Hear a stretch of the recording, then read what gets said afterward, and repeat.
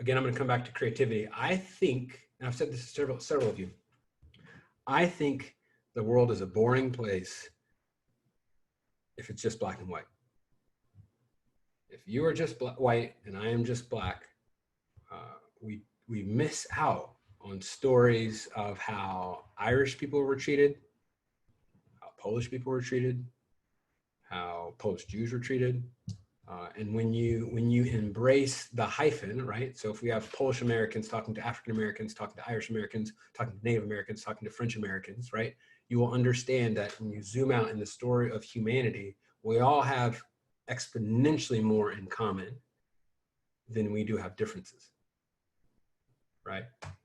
Our human genome is 99.999% the same, right? There's no actual difference between people. And when we strip people and put people in one dimension, that is the second and or third function of a dehumanizing process. And what I mean by that is you don't just, I couldn't just, case study. Hitler just didn't show up and start killing Jews, right? There's a long process of systemic dehumanization before you got there, right? Because if you just showed up and started killing people, people are like, whoa, that's too quick, right? But you first start with language, and you push the language a little further, and you start on policy that affects people who don't have political influence and who are disenfranchised, who can't really fight back, right?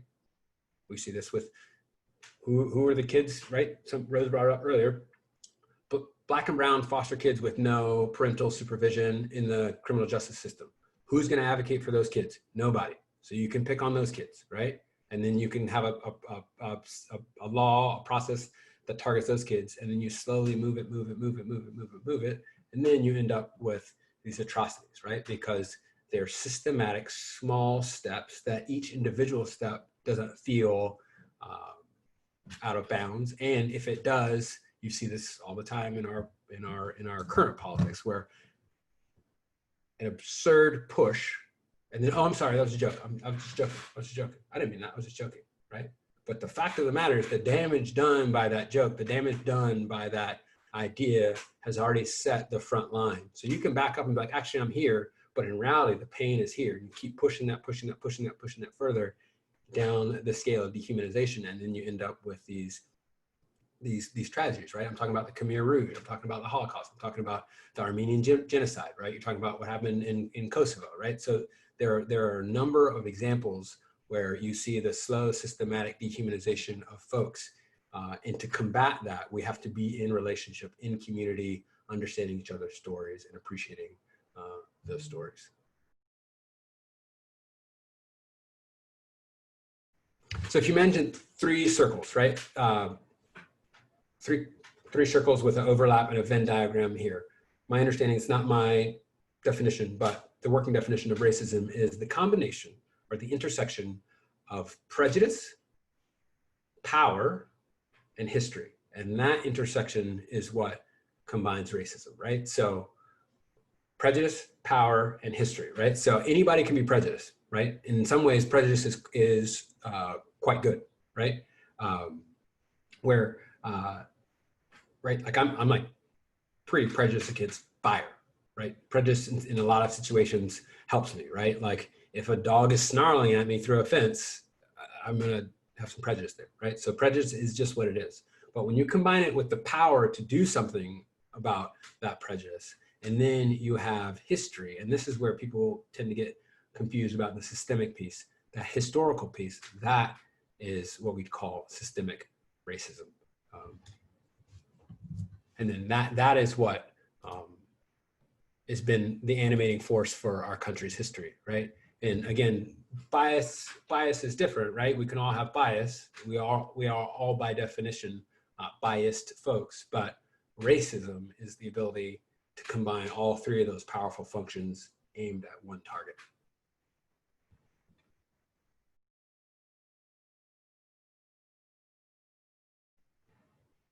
Black Lives Matter is not for just Black people. White people in Black Lives Matter have a very different function and a very different role, and it will not be at the forefront. But Black Lives Matter is a movement for all folks who want racial justice and equality.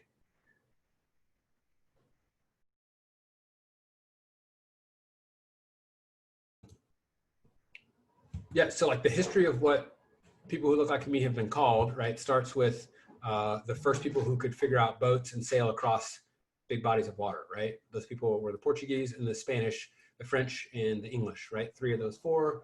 Their word for black is has some Latin root with negro or some version of that, or noir, right? So that very quickly you can see how that would turn into Negro, and then how Negro said with a different accent might turn into another word that I'm not going to say again, and then how that would evolve, and then how folks through just interchange, you move from somebody who is black to maybe not black because of their white owner had raped their mother. Then you come up with a different category, and that category is called colored. And then within colored, you have quite detailed slave records of like specific names of people who are 1/16th African, right? Or quadroon or octoroon, or all these like very detailed names for people who found themselves on the black spectrum. Once emancipation comes, they're all just either colored or black.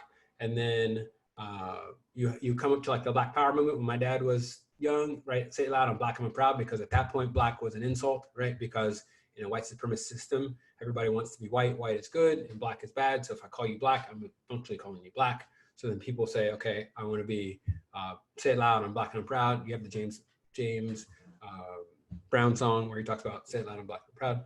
And then right around the time of Kwanzaa, late 70s, early 80s, you have the reclamation of an African identity. And that's where you get the term African American, where folks say, I actually have more connection to Africa and what it has to offer to me than here. And then also one asterisk to that African American piece is that since the beginning, there have always been both black and white organizations, institutions that have been into repatriation. So one of the main names that you might remember is Marcus Garvey. One of the countries that you'll know is Liberia, right? Which is quite literally means liberty, right? Where a group of enslaved Africans bought their freedom, fought for their freedom, and said, no, we're going back to Africa where we're from, and we're gonna recolonize Africa and call it Liberia. So since the beginning all the way till now, there's been a tug of war over who gets called what, who gets to call themselves what, and what that means.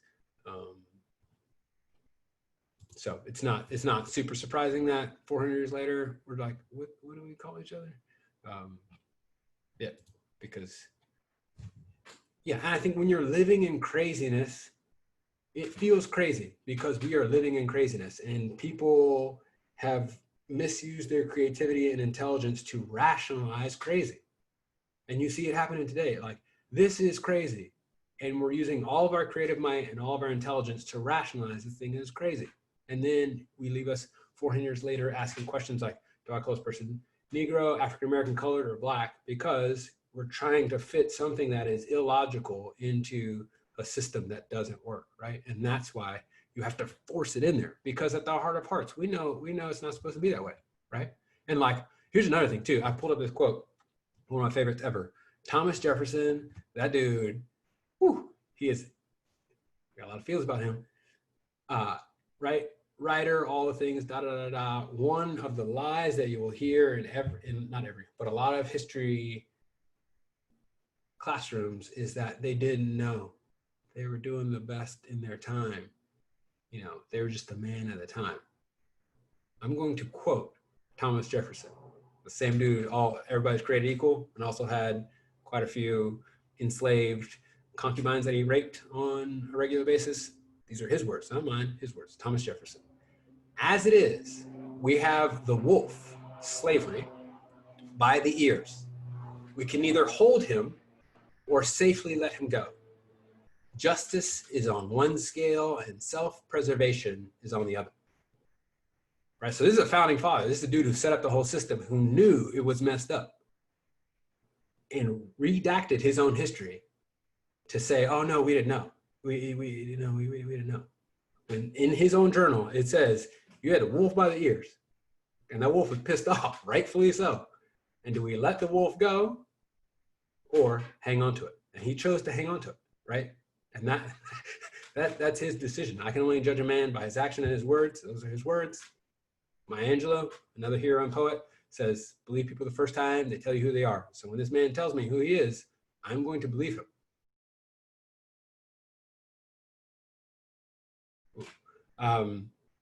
So I think, again, cultural appropriation is a term that comes from, I believe, a Harvard sociologist, and she talks about appropriation is exactly what it is, right? When you take something and claim it as your own, right? I mean, we have a word for that in schools. It's called plagiarism, right? You can't do that. You can't take Mark Twain stuff and be like, yo, I wrote this, man. I'm like, it's me. Like, actually, Charles Dickens is me, right? Like, you don't get to do that. And that is what is offensive, where you take Native Americans, right? You take a Native American headdress. That is beautiful. We all agree it's beautiful.